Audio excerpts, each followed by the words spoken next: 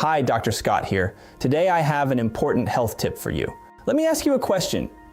Do you actually enjoy coffee, or do you need it just to function? If you've ever said, "Don't talk to me until I've had my coffee," you're definitely not alone.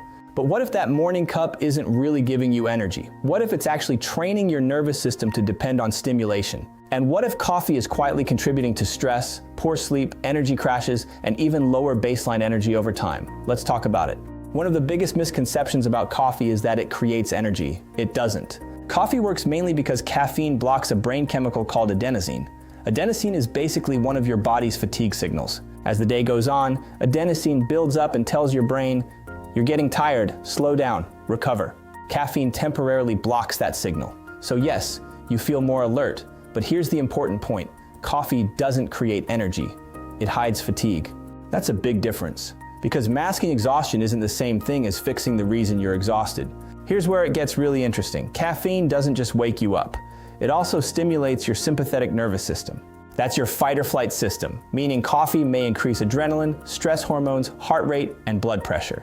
Now, if you're healthy, rested, resilient, and sleeping well, maybe not a big issue.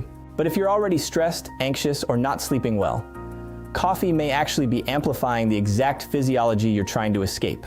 I see this clinically all the time. People say, "Dr. Scott, I'm exhausted all the time, but I feel anxious too." That's often nervous system dysregulation, and caffeine can make that worse. Now here's the trap. When caffeine blocks adenosine over and over again, your brain adapts. This is called tolerance. So what happens? At first, 1 cup works great. Then you need a stronger cup, then 2 cups, then maybe an afternoon pickup. Then eventually, coffee isn't really boosting you anymore. It's just helping you feel normal. Many people don't realize it happened. Let me challenge you with this thought. If your morning coffee makes you feel dramatically better, is that really energy, or is it relief from withdrawal?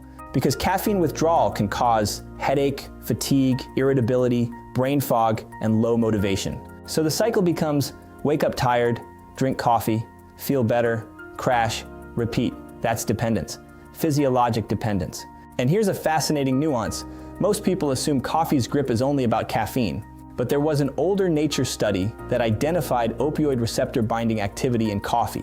It doesn't act like narcotics, but it's interesting science. It suggests coffee contains biologically active compounds that interact with reward pathways, explaining why it feels harder to quit than expected.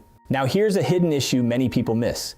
People often tell me, "Coffee doesn't affect my sleep." Sometimes that's true.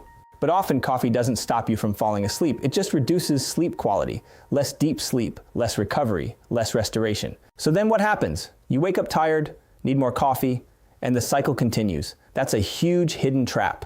Here's the functional medicine question. Why do you need coffee? Because coffee dependence is often not the real issue. Low energy may come from blood sugar instability, poor sleep, chronic stress, thyroid dysfunction, or nutrient deficiencies. Coffee just helps you temporarily push through, but pushing through isn't healing. If you love the ritual of a morning drink, matcha may be worth considering. It contains caffeine, but also L-theanine. That may create smoother energy, calmer focus, less jitteriness, and less crash. For some people, it's a much better fit. So, is coffee evil? No. But if coffee feels less like a choice and more like a requirement, that's worth paying attention to. Because true energy should come from healthy physiology, not emergency stimulation. If you're dealing with unexplained low energy, that's a sign. At Total Health Center, we focus on identifying the root cause. If that sounds like you, check out the link below. And if this video helped you, please like, subscribe, and share. I'm Dr. Scott. See you next time.